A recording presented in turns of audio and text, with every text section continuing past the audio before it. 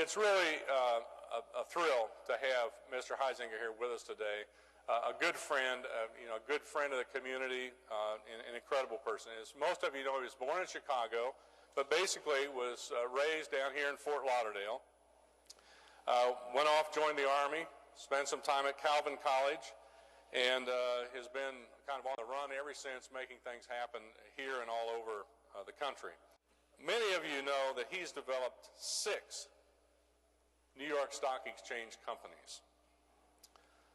Starting with Waste Management, of course, Blockbuster, and now AutoNation, and a number of others. But he is the only person in history to build 3 Fortune 1000 firms. Please give a warm round of applause for H. Wayne Huizenga.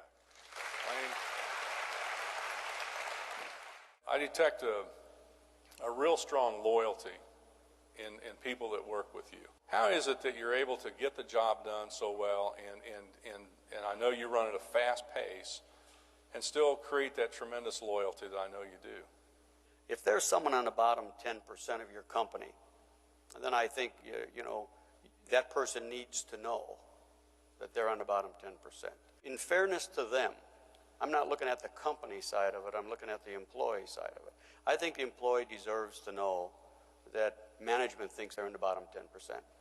Early on in my career, I had a fellow by the name of Bob working for me, and he was a good guy, and he worked hard, and he had the best interest of the company, but he just didn't fit. He couldn't make the right decisions, so forth and so on. And we kept him around too long because he was a good guy, and we tried to be loyal to him, but we actually did him a disservice.